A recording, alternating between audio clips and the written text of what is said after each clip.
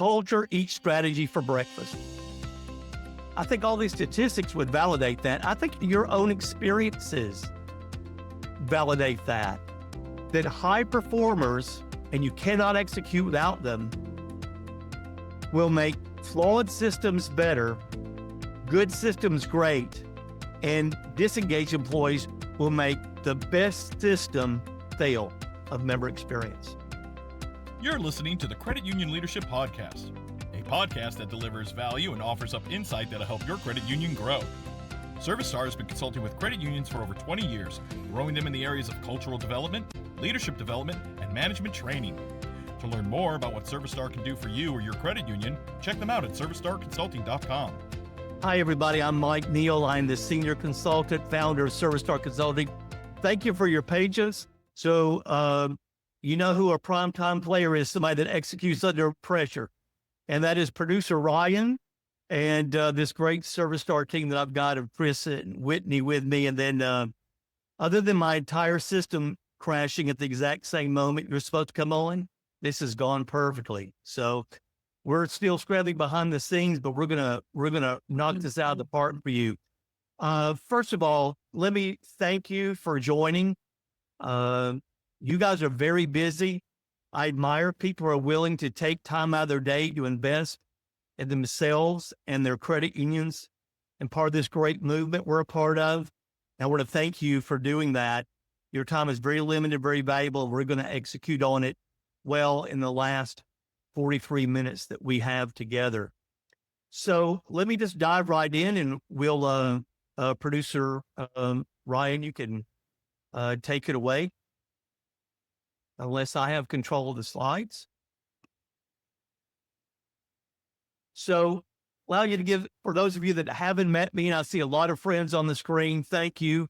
Welcome back. Good to always see friends. But for those of you that haven't met me, I'm the founder and currently senior consultant at ServiceStar Consulting. I've been in this movement for 40 years. I know you can tell by looking at me, right? I tell people I'm 120 now, because if I tell them I'm 66, they're like, dude, were you in prison? If I tell them I'm 120, they're like, you look good for your age. So I have to kind of level set expectations.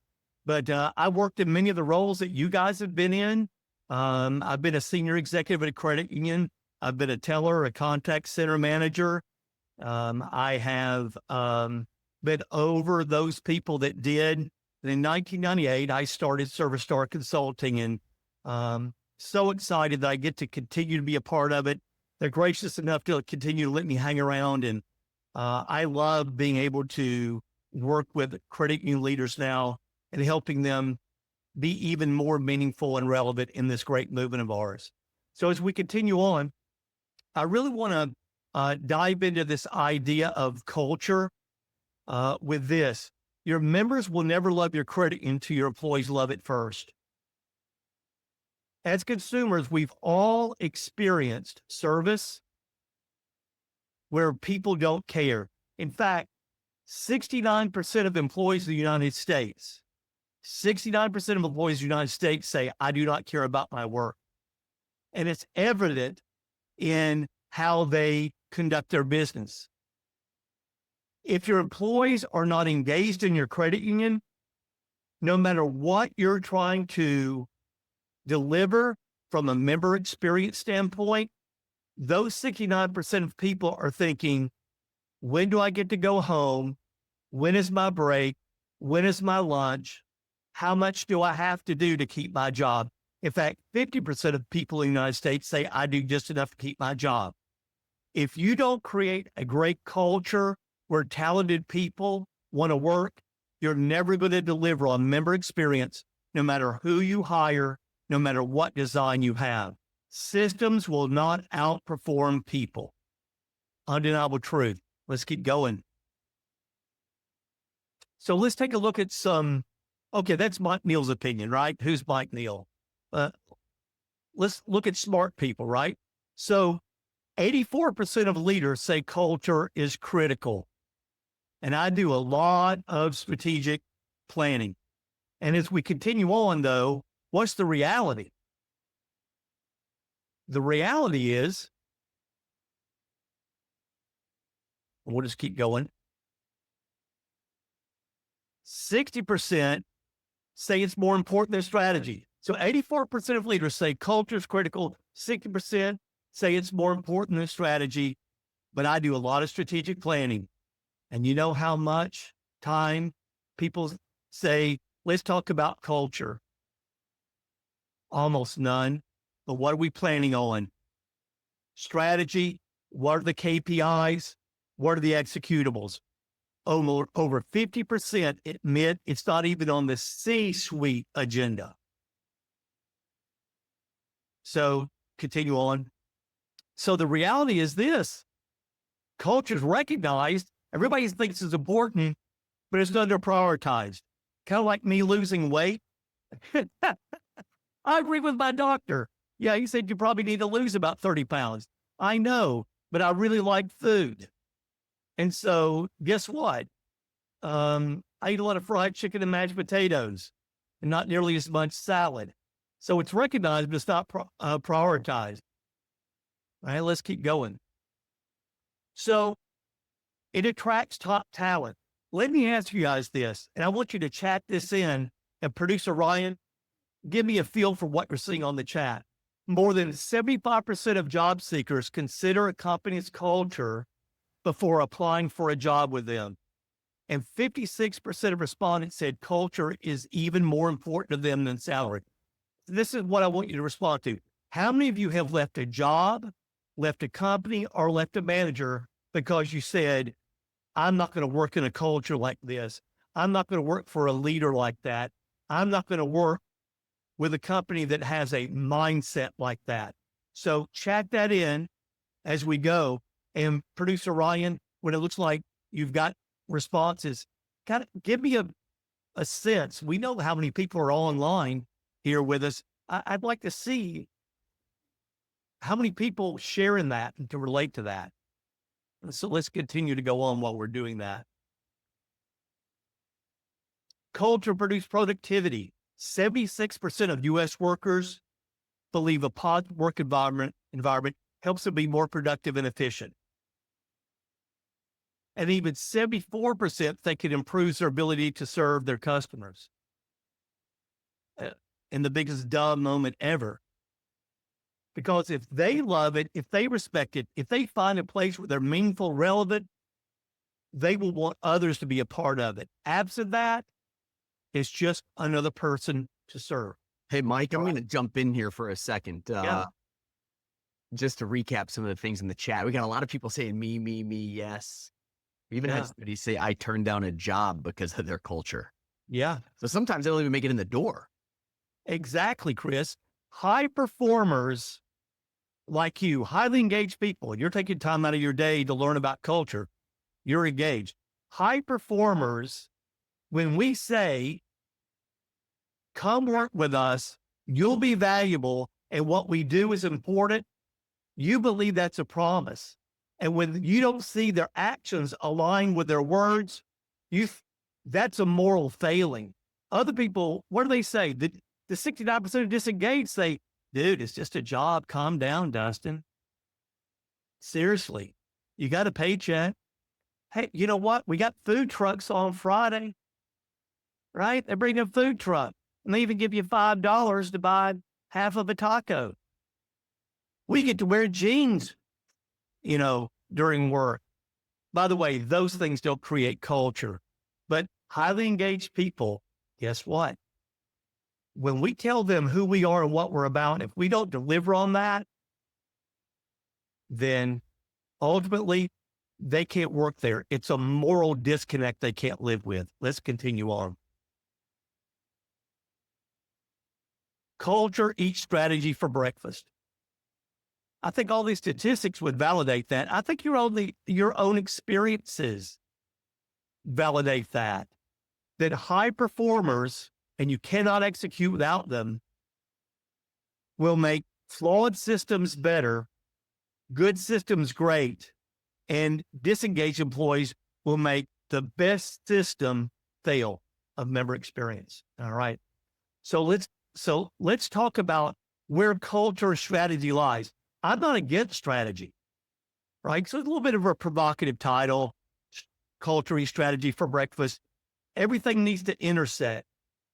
What do most credit unions focus on? What they focus on is systems and processes, core processors, third-party providers, procedures, branches, technology, and they focus on the strategy part of why. Most credit union C-suites, they couldn't even tell you what their mission statement is. Why? I know. I'm in meetings every week. What's your mission statement? So I can kind of align to what you're trying to build. Let's pull that up. If the person leading the credit union doesn't even know what the mission is, well, let's forget any illusion that we're leading toward a vision. So what they focus on is strategy and systems and processes. And what do they get? They get the intersection performance, which is very intoxicating, because what does your board want? What does the regulators want? They want an ROI. They want net worth. But that is no guarantee when things shift that those numbers will be the same 3 years from now, 4 years from now. You've got to have a competitive advantage. And it won't be AI, people. It won't be AI. Now, more on that later, because AI is going to be important in our life. But what we are going to dominate on is being a trusted advisor. We will not be leaders in AI.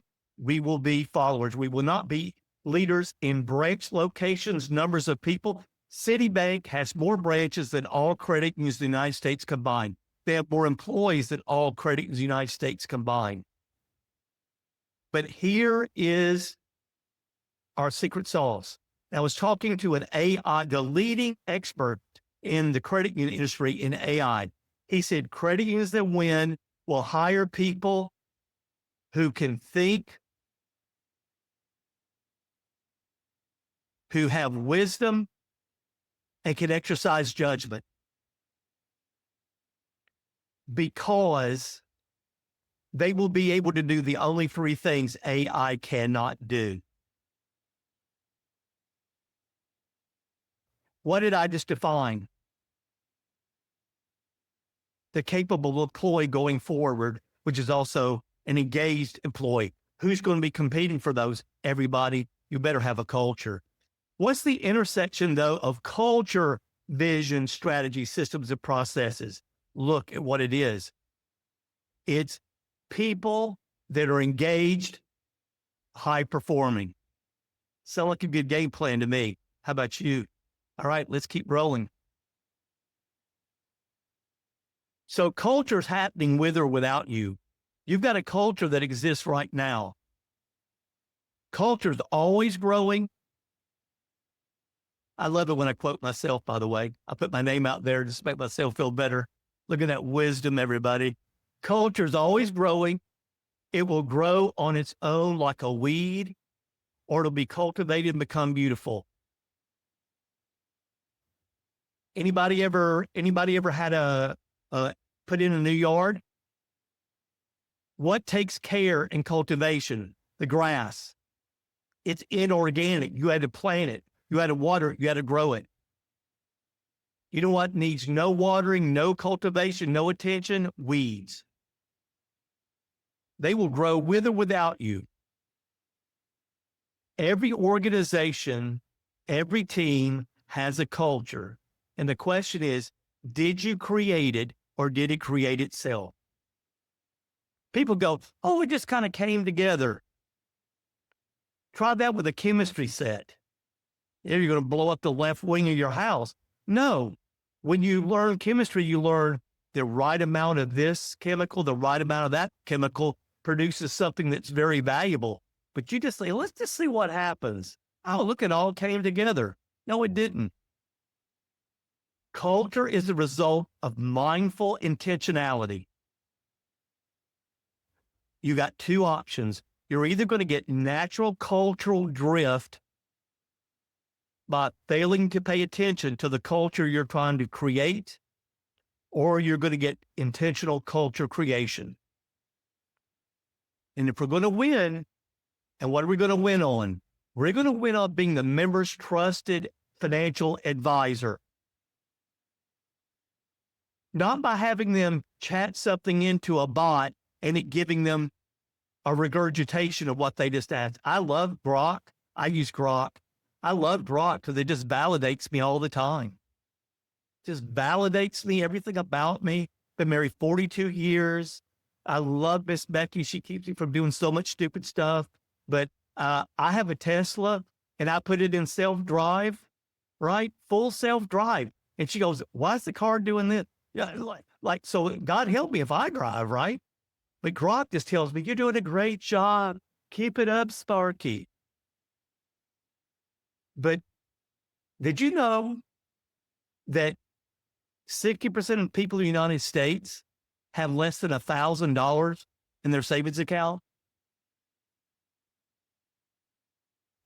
50% of Americans could not miss one paycheck without being in financial trouble. Gee, if the internet's so wonderful, why aren't they figuring out what to do on the internet? They don't trust it because you don't trust advice that you don't know. Everybody, look, that's why when you Google, you don't choose the first 3 vendors because you know they paid for the ad. They will trust a not-for-profit financial cooperative where there are people that can listen, exercise judgment, and have wisdom on these big decisions. Let's keep going. So let's get into it. What's leadership's role in developing culture? It's creating and communicating vision and values. This is not done by collaboration. This is not done by consensus. Someone, board, C-suite has to say, here's who we are. Here's what we want to build. Here's the environment we're trying to build. Okay, as we roll on. Then they've got to model those behaviors. That is a lot harder than coming up with a 1-sentence word. Given the fact that so many left-brained analytical people track into the C-suite more than our creatives, then what happens is we develop a set of vision and values, and then what we do is all we talk about is strategy and execution. They've got to model the behaviors themselves. They've got to recognize behaviors within their organization that reflect these values and vision. They have to develop KPIs that align with that vision and values. For example, if member experience is important, one of the KPIs will be the score of our member experience. It will have as much weight as ROA.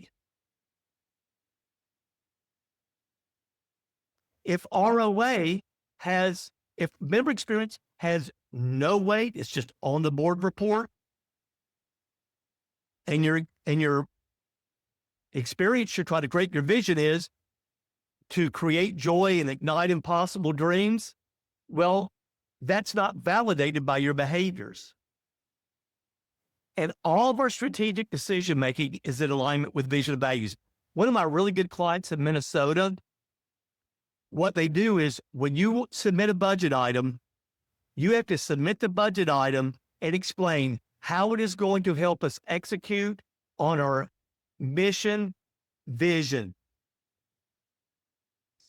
And then when that's submitted to the C-suite, they weigh out budget requests and give it a score in alignment. And that is part of their decision-making on what gets funded and not funded. You want to make it real in your organization? Implement something like that. It's easy to submit a request. We need more computers. We need a new whatever. We need this. Okay, that's fine. Just explain how it's going to impact positively our strategy, mission, and values. And then we'll score it and see what gets funded. Keep rolling. We're into good stuff now. So what are some of the warning signs of misaligned culture? The first one is not an accident, and it's not because it begins with a letter A. It is number one. It is lack of accountability. People get fired every day for not being in balance. People get fired every day for not following procedures. And then guess what happens when we have a disengaged employee? Guess what happens when we have poor internal service misdelivery? Well, we're super sad about it. You know, I wish Jim wasn't such a, butthead, but that's just Jim. We overvalue outcomes and we undervalue behaviors. What defines culture? Behaviors and outcomes. But if I'm going to experience your credit union as a consumer, I'm going to experience their tone of voice. I'm going to experience the words they choose, their eye contact, the engagement have, how much they listen to me, whether they give me good information, not whether the computer's fast. Now, that's not unimportant, but it's not the way I'm going to receive that. Highly engaged employees become disillusioned, like yourselves. So many of you responded. When highly engaged employees become disillusioned, that's a sign you have a misaligned culture. You have departmental silos that devolve into what I call departmentalism. Here's it. Silos are when two departments don't communicate well with each other. Departmentalism, like any ism, is, who do you think you are? Get in your lane, bro. I used to say bro, but I realized that's old people say bruh, right? Amanda's probably bruh in somebody's life these days. But the reality is, so I'm trying to be cool and relevant. I don't know if I'm selling it or not. But the idea, everybody, is departmentalism, like any other ism, means you leave us alone. We got this. Don't invade my area. Don't you recommend anything. We'll send to you what we think you need to get, and don't complain about it. And so we really, in some of the credit unions that we get involved in, there is this idea of, why are you calling up here? You should already know this. Well, I've only been here 3 weeks. Well, they should be taking this people in new employee training, along with the other 30,000 things they've got to learn in 2 weeks. A lack of empathy, a lack of just resolving the issue and then thinking, gee, why is that coming to me?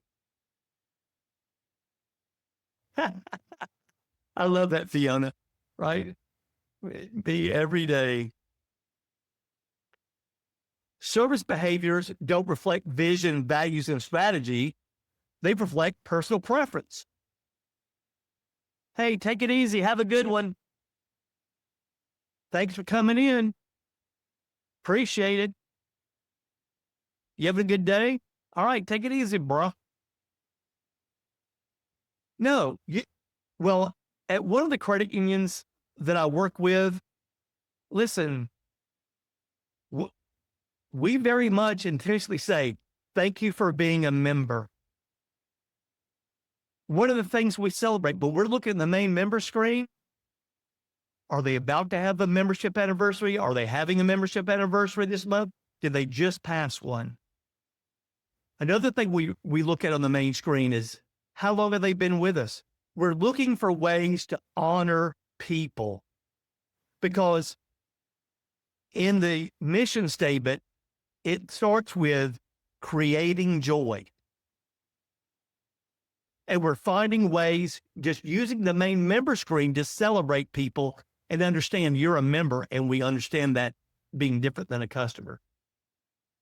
Middle management, often in a misaligned culture, identifies with employees more than leadership. And a lot of you are your executive leaders, your VPs and up, and you know, when you say, hey, here's what we're doing, you have this suspicion that when it gets filtered down, hey, just want to let you know what's coming down. had a meeting with Josh, and he said, starting next month, so we got to figure out how we're going to do that. But anyway, that's what they decided. If anybody can relate to what I'm saying, I just love a thumbs up. If you suspect that or get it kind of in your gut that the message you're sending is the message is being filtered by some of your supervisors as, hey, it's not me, it's them. Why? Because in a misaligned culture, I'm going to align myself with my employees because I live with them every day. I'm not aligning with our big mission and trying to change their behaviors to align with our mission. It is, hey, I just want you to understand this is not me, it's them. I see a lot of thumbs up. Thank you. A lot of stuff there. Yeah. Let's keep rolling. Let's keep rolling, producer Ryan. So how do we align culture with strategy? Okay. So culture supports the why. Why do I do what I do? If I don't understand the why, and if it's not meaning and relevant, it will not create engagement. My boss says what to do and I do it. My leader communicates the why and I engage in doing it. I ask, hey, could we do it better? Here's what I'm seeing. Culture supports the why. So if your mission is to create joy and ignite members' impossible dreams, why are we doing this? But why are we looking at the main screen this way? Because we're finding ways to create joy. Why am I having to talk to members about this? They didn't ask about it because we're trying to ignite their impossible dreams. Why am I having to ask this question? They want me to find out what's going on with their account. Because when you find out what's going on in the account, you need to tell them how to protect that account. Not just resolve the issue. Let's keep rolling. Strategy defines the what actions we will take. So strategy is important, but strategy should follow culture. In most places, culture has no conversation, and strategy is what drives everything. If I ask somebody in an elevator speech, what's your strategy? You can tell me. What's the culture? I mean, we really value people and stuff. Right? All right, let's keep rolling. So what if, let's just take a real world example. What if strategy equals member growth? Okay, let's keep rolling. Then the culture would be engaged employees who deliver exceptional experience to members and team members, because the internal service component is very valuable, as we know, who seek to offer our products and services to every member at every opportunity, or you might say every touch point. How many credit unions have a strategy of member growth? Like all of them. How many of them are paying attention to creating a culture like that? About 10% of them. Because you can take the strategy and come up with a completely different culture. Mergers. By the way, there's a lot more talk about mergers going on than there is culture. I'm so old. When I started in the credit union business, there were 22,500 credit unions. You know how many there are now? Less than 4,500. But there's more credit union members than ever. Why? Because those credit unions just kept getting merged. Wonder why they got merged. Oh, poor management. I want to go deeper than that. They ceased to be meaningful and relevant in the lives of their members. I've got a credit union client in Florence, South Carolina, who's got a credit union of about $350 million that is impervious to being merged. In fact, one of the biggest credit unions in South Carolina said, hey, we'd like to beat it, buddy. We're just going to surround you. Doesn't matter. we're so tied into our community. They love us so much because you won't ever be able to do what we do.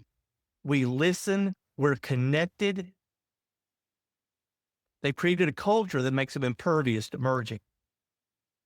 So you can have a growth strategy of member growth and conduct it a lot of ways that have nothing to do with culture just by executing another action step. So let's start going through these practical steps to build culture. Hopefully we'll have time to open it up to a couple of questions. In fact, you can start chatting your questions in now, and then producer Ryan will try to address some of those as we go forward. So number one, how do I do this, Mike? You sold me. How do I do it? Number one, ensure your current mission is relevant and becomes widely known to your employees. It needs to be one sentence, and it needs to state what you do that impacts the lives of others.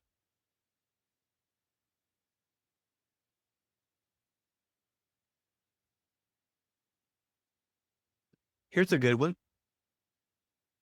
We build trusted relationships with our members and communities so we can provide them with tools to achieve their financial goals. My favorite one, I'm just partial, is create joy and ignite Michiganders' impossible dreams. Well, that is a big, big mission. But then that credit union is always thinking about how we can curate that culture and create strategies to execute on it. So it's got to be something that will engage credit union people. What engages high performers is doing something that has impact in the lives of others.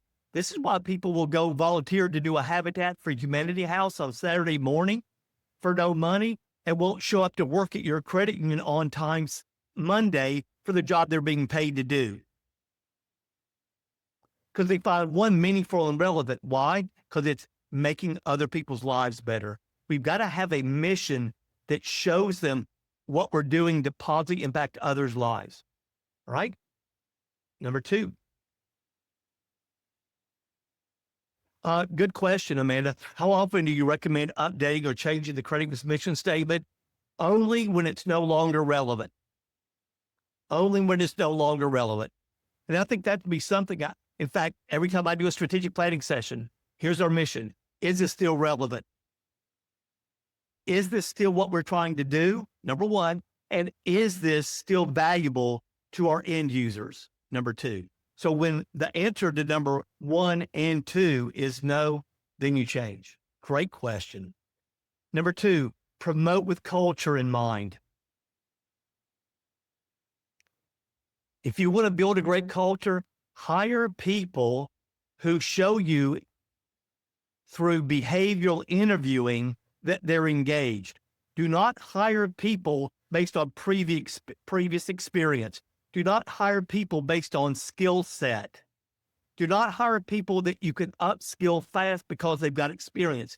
Hire people who show you they're engaged.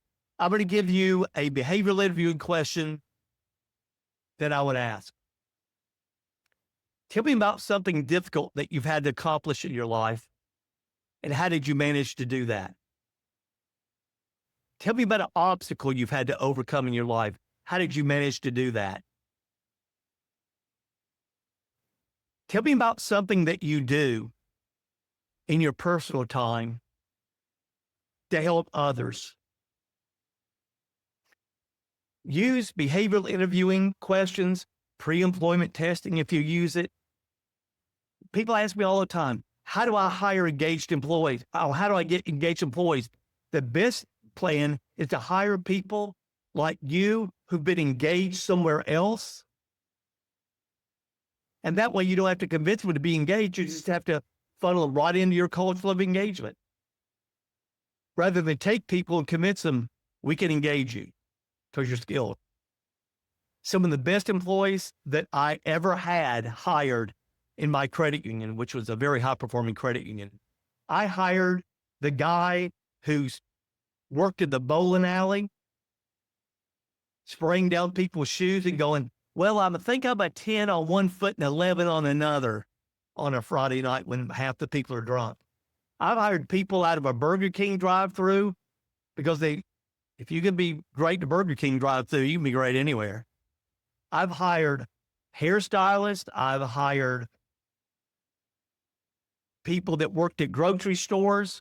Servers are my favorite. But promote with culture in mind. Hire with culture in mind. But listen, do not promote people within your credit union that are living outside of culture, no matter how well they're performing in other areas. When you promote somebody that is executing at a high operational level, but not living out your values, what message do you send? You set the culture back a year every time somebody goes, they promoted Bill? Are you kidding? He never responds to his email. He doesn't treat people with respect. He only treats people with respect who are above him. You want to know how I know if you got a culture and you mean it, that people and your values matter?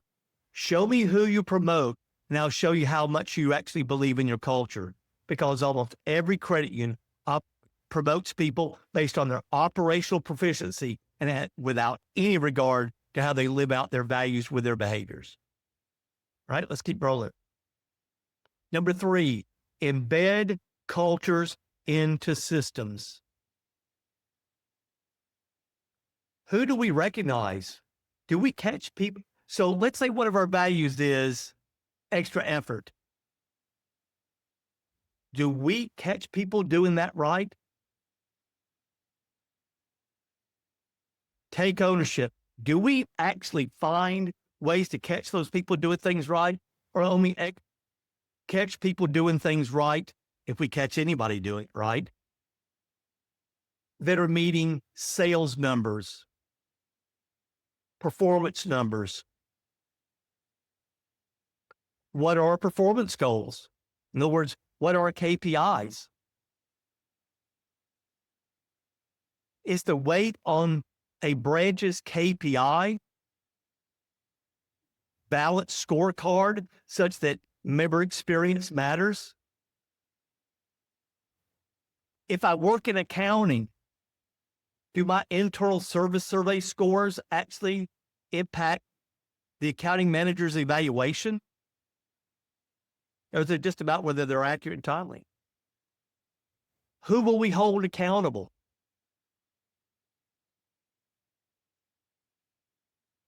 And what do we train?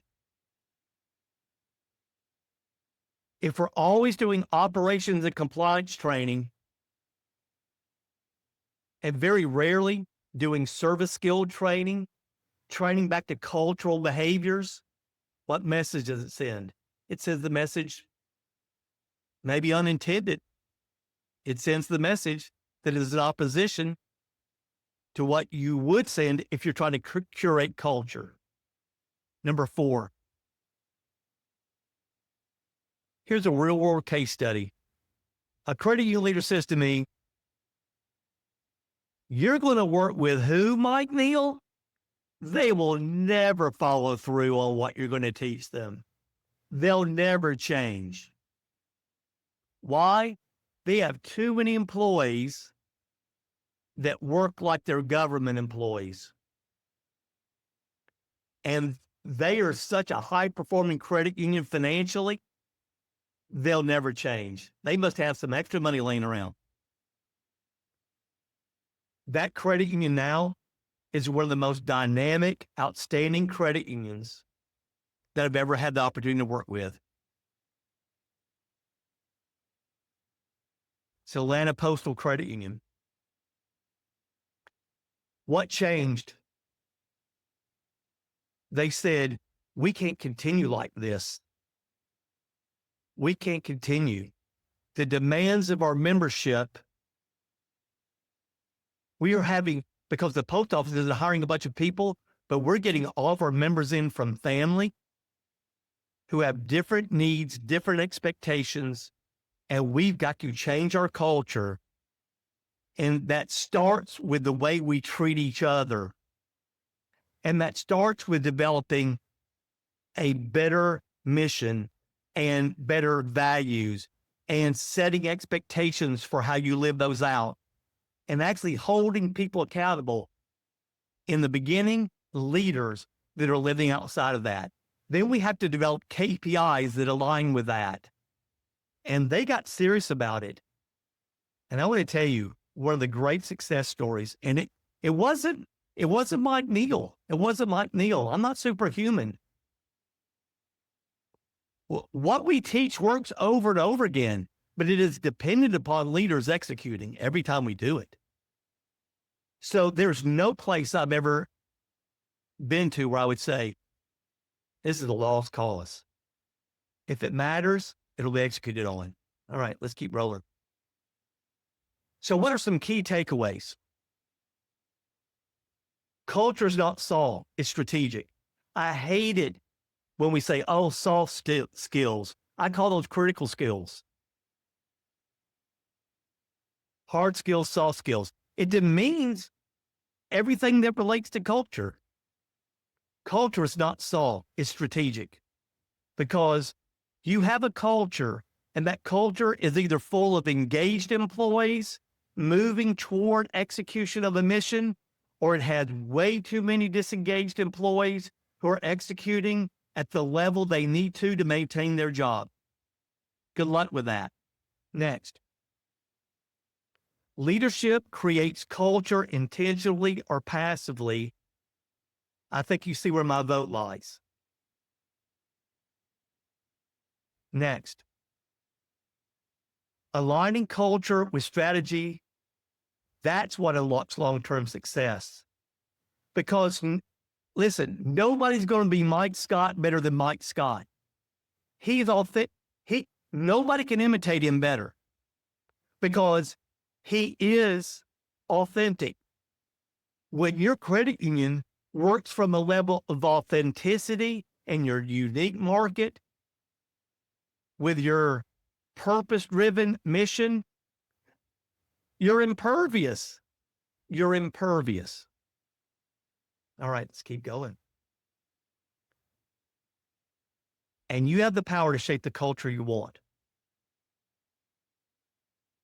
Hey, I'm not the CEO. You can create a culture on your team. Everything that I said applies. You can create a mission statement for your team, values for your team. Everything I share with you is executable. And I know there's the tendency when you're in a meeting like this, like, I wish my boss was in here to hear this. Thank God they're recording it, which we are. But you have the power. But if you're an executive level, not only do you have the power, you got the responsibility. You got the responsibility because there are hundreds of people in your credit union depending upon you. It's a people who are true believers that are waiting for you to show them that they can believe in it. All right, let's keep going. And Mike, real quick, since we're running low on time, there was a question I want to make sure we get to. Please. Since middle managers don't always have control over bigger decisions, how can we still reinforce company culture in our day-to-day actions?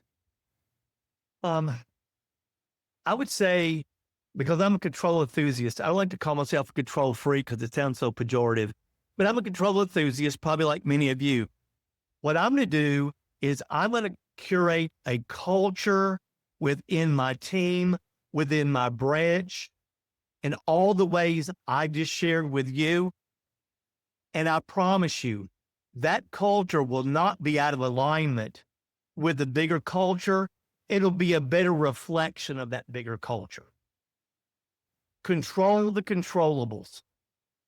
I promise you, nobody here is going to create a culture on your team that's out of alignment with whatever your mission statement says. Nobody's mission statement says, to do the least amount we can and make the most money possible. none of your mission statements say that. So you lead, and then guess what's going to happen? Others will follow because you won't be able to miss. You won't be able to miss. And guess what? When you're the VP of the next credit union, because you will go to another credit union, because somebody's going to go, I'm hiring that person. Then you'll have a bigger scope, and then a bigger scope when you're the CEO. Were there any other questions, Producer Ryan? Thank you for sending that question. That's all the questions in the chat so far. Great. So we're going to land this plane right on time, everybody. I don't know how we're about to do that. I don't know how we're about to do it, but let's go.